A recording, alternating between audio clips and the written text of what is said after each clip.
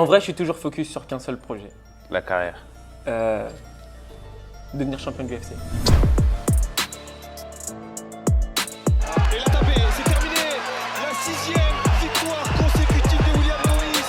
Cette fois-ci, c'était l'inverse. William Gomis a réussi à placer cette guillotine et gagner par soumission la 8e victoire de sa carrière. Salut à tous, c'est Moji. Bienvenue dans un nouvel épisode de In My Zone. Aujourd'hui, on se retrouve à la Hatch Academy. On va aller à la rencontre de William Gomis, un des prodiges du MMA français, et j'espère que ça va bien se passer. Salut William, comment tu vas? Très bien, et toi? Merci à toi de nous accueillir dans ta zone à la Hatch Academy. Est-ce que tu peux te présenter? Moi, c'est William Gomis, Ouais. donc combattant MMA, professionnel. On m'appelle aussi le Jaguar. Okay. J'ai vu que tu venais du Havre. Ouais, c'est ça, je viens du Havre, en Normandie. Comment un mec comme toi, après le foot et l'athlétisme, il se retrouve dans les sports de combat? Ok, vous avez fait vos recherches quand même, hein, je ne m'attendais pas à ça. T'inquiète pas. Écoute, moi, j'ai commencé par le football à l'âge de 5 ans, parce que mon père est entraîneur, donc forcément, il m'a mis directement dans le foot. J'étais pas mal, ensuite je suis passé à l'athlétisme. J'ai fait 4 ans d'athlétisme. T'es un grand sportif, quoi. De base, j'aime le sport. De base, j'aime le sport. Le sport, c'est familial. Ma mère, elle court encore 2 heures tout le temps. Mon père, pareil. Enfin, on est tous sportifs déjà de base dans la famille. J'ai un ami un jour qui m'a amené dans sa salle de boxe. J'ai accroché tout de suite. Est-ce que tu peux nous parler de ta première discipline dans les sports de combat? Ma première discipline, c'était le Sanda. Ouais. Donc, c'est de la boxe chinoise. D'accord. C'est pied, poing et projection. Je crois que tu es le premier à vrai en équipe de France de Sanda. C'est ça. J'étais le premier à vrai à devenir champion d'Europe. Ok. Ouais. Et tes parents, ils pensaient quoi du fait que tu quittes le foot, qui est un sport où il n'y a pas trop de risques, Ouais. au sport de combat? C'était compliqué au départ. J'ai commencé en cachette déjà. Ouais. Donc mes parents ne savaient pas que je faisais des sports de combat. Ouais. Ma mère, elle ne savait pas. Donc au bout d'un moment, il fallait lui dire. Ouais. Vu dans les journaux, champion de France. Je suis Ouais, dans les journaux, je suis obligé de lui dire. Du coup, tu fais champion de France, champion d'Europe. Et tout ça en plus en passant ton bac. C'est À ça. cette époque-là, comment tu gères toute cette partie-là? Alors à cette époque-là, déjà j'avais de la chance, comme j'étais sportif de haut niveau. Déjà, j'avais pas besoin d'aller en sport pour avoir ma note. J'avais 20 sur 20 d'office. Il faut savoir que je m'entraînais déjà à cette époque-là dans plusieurs sports de combat. Donc je faisais de la lutte, du sanda, du muay thai et du jiu-jitsu brésilien. Donc je faisais 4 sports et mon bac. Et tu as quand même réussi à aller chercher le bac. Et j'ai quand même réussi. Ok. J'ai quand même réussi. Il fallait absolument avoir le bac déjà. Pour les parents? Pour les parents. Voilà, moi je l'ai fait d'abord pour les parents, en vrai le bac. Parce que dans ma tête, je savais déjà ce que je voulais faire. Okay. La dernière fois, on a vu une interview de Francis Ngannou où il dit que son métier, c'est de frapper les gens. Toi, à quel moment tu te dis, toi aussi, tu veux faire de ça ton métier? Mon métier, c'est pas forcément de frapper les gens. Il l'a dit vulgairement. Il l'a dit vulgairement, mais faut savoir que pour moi, avant d'être un métier, c'est une passion. Ce que je veux montrer, c'est que je suis le meilleur. Je m'en fous de le frapper. Ouais, je vois ce que tu veux dire. Ça se trouve, je l'aime bien, tu vois, mais je veux montrer que je suis le meilleur. Mais justement, en plus, toi, tu viens du Havre. Ouais. Aujourd'hui, tu es sur Paris, justement pour cette passion.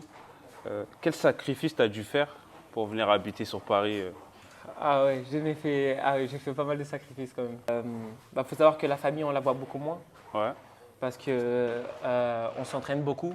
On doit s'entraîner du lundi au samedi, 2 fois par jour. En plus de ça, quand tu arrives ici, il faut aussi subvenir à tes besoins pour pouvoir manger. Donc il faut travailler aussi à côté, en plus de ces 2 entraînements par jour. Avant de venir ici, il faut aussi avoir des sous. Il faut travailler. Donc j'ai dû travailler en tant que manutentionnaire. Sur le Havre? Sur le Havre, dans les ports, dans les conteneurs. Je peux te dire que c'est dur. C'est le charbon, c'est le charbon ça. Je peux te dire que c'est le charbon. Encore quand c'est pas des colis glacés, ça va, tu vois. En fait, je pense qu'il faut sacrifier tout ce qu'il y a autour.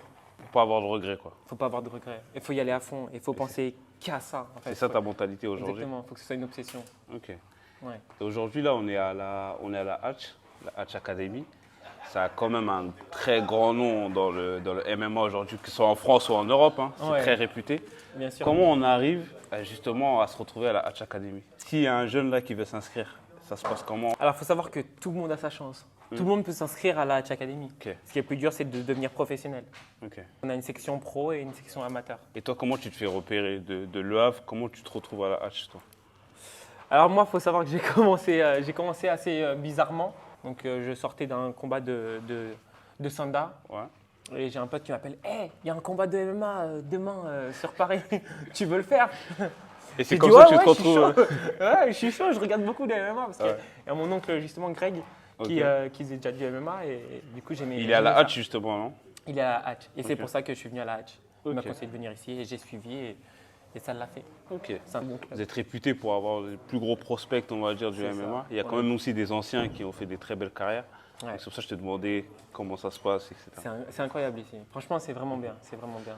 Tu as ressenti quoi quand tu as fait, par exemple, ta première au Bellator, au Cage Warriors, qui sont quand même des organisations extrêmement réputées dans le MMA? C'était une fierté. Après, c'est pas mal de pression, mais que j'ai réussi à gérer grâce à ma carrière en Sanda, En Sanda? donc mon ancienne carrière. Ça m'a aidé parce que j'étais déjà prêt à supporter la pression. Et j'ai déjà l'expérience du combat. Ok. Pour pas paniquer ou pas arriver trop énervé en disant faut que je gagne à tout prix. C'est quoi justement en plus la mentalité avant d'arriver à un combat? Quand C'est quoi? t'arrives- C'est un mélange de stress, d'adrénaline? C'est beaucoup d'adrénaline, c'est un mélange de stress. Il y a un peu de peur. De peur de prendre un KO devant toutes les personnes que tu aimes, qui te connaissent, tu vois. Ouais. Il y a toujours de la peur, mais la peur, en fait, faut pas que la peur te bloque. Tu cristallises, quoi. Exactement. Il faut que la peur t'anime, justement, que tu deviennes plus rapide, que ça devienne de l'adrénaline. Ok. Donc, il faut gérer ça et se dire que tu combats pour toi. Ok. Parce que si tu combats pour tout le monde, quand tu es dans la cage, Ouais. tu as du stress encore en plus. Donc, tu combats pour toi et tu viens faire ce que tu sais faire. Je suis un grand fan de John Jones, de Cormier. Moi aussi, Toi, c'est quoi les gens qui t'inspirent justement dans le MMA? Alors, il faut savoir que depuis petit, je regarde John Jones, Ouais. ses vidéos. Je regarde aussi mon oncle, donc Greg. Ouais. Je regardais beaucoup. Et j'aime aussi beaucoup Conor Conor? dans sa technique. Pas Ouais. forcément le personnage, mais dans sa technique, il a fait des belles choses. Ouais. Et Israël Adesanya, j'aime pas mal aussi. Mon attitude, elle va avec aucun d'entre eux en vrai. Et j'ai du répondant, comme mon dernier adversaire qui m'a. Ouais, j'avais qui vu m'avait le insulté dernier un peu. combat, ouais. L'avant-dernier adversaire, pardon, au Cage Warrior. Et je lui ai répondu que j'allais le détruire. Donc c'est ce que j'ai fait. Il vient d'où ton surnom Jaguar? Oh là là, alors ça c'est une vraie question. Hein. En fait, ça vient d'un film qu'on regardait avec ma mère avant. Ça s'appelait Apocalypto. Ok. Je sais pas si tu as vu, c'est un Pas film du sur les guerriers mayas. Ok. Et en fait, le fils du chef Ouais. s'appelait Patte de Jaguar. Et c'est de là que vient. Et c'est de là, voilà, c'était un guerrier chasseur et voilà, ça vient d'ici. C'est quoi le son avec lequel tu rentres sur tes combats et pourquoi? Le son sur lequel je rentre, c'est McTyre. Intro du général. L'intro C'est du général. Et franchement, c'est un son de malade. et en plus de ça, je le connais, McTyre. Vraiment, c'est un gars vraiment bien. Et son son, il est mortel booste, aussi. quoi. Donc, il me pousse. Son mec, il me pousse. Il était venu voir un de mes premiers combats sur Paris. C'est un son incroyable.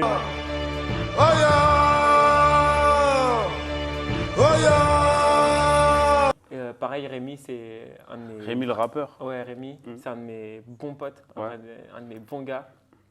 D'ailleurs, si tu regardes ça, là, je veux que tu me fasses un son. Je veux que tu me fasses un son bientôt. Qui pour sort mes ton entrées. son Jaguar, là. Avant de rentrer dans l'octogone, Ouais.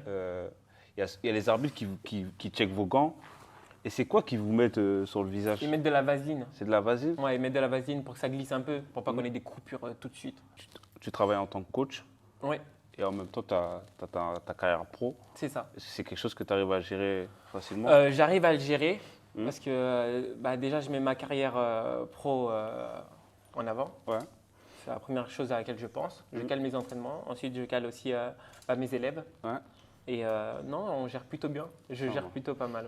Et du coup, là, Ça ça va. te fait carrière pro, Ouais. du coaching. Ouais. Derrière moi, on t'a vu, tu fais du Balkila. Du mannequinat. On t'a vu sur des shootings photos, etc. On fait des shootings, on essaie. C'est quoi les projets qui vont sortir? En vrai, je suis toujours focus sur qu'un seul projet. La carrière. Devenir champion de l'UFC. Champion du UFC? Ouais, champion Ton du objectif, UFC. c'est l'UFC? C'est mon objectif. C'est pas juste l'UFC, c'est vraiment d'être champion. Ok. Voilà, et je sais qu'un jour ça va venir. Donc, je veux dire, dernière question. C'est quoi pour toi Avoir la niaque. Avoir la niaque, pour moi, c'est ne pas avoir peur. Ne pas avoir peur, parce qu'en vrai, tout le monde peut avoir la niaque. Le seul truc, c'est que tout le monde a peur de quelque chose, se dit « Ah, mais si j'essaie ça, peut-être que je vais tomber. Maintenant, si on te dit « Tu peux faire ce que tu veux, dans tous les cas, tu ne vas pas tomber. » Tu vas avoir faim, tu vas dire « Putain, je peux le faire. J'y vais.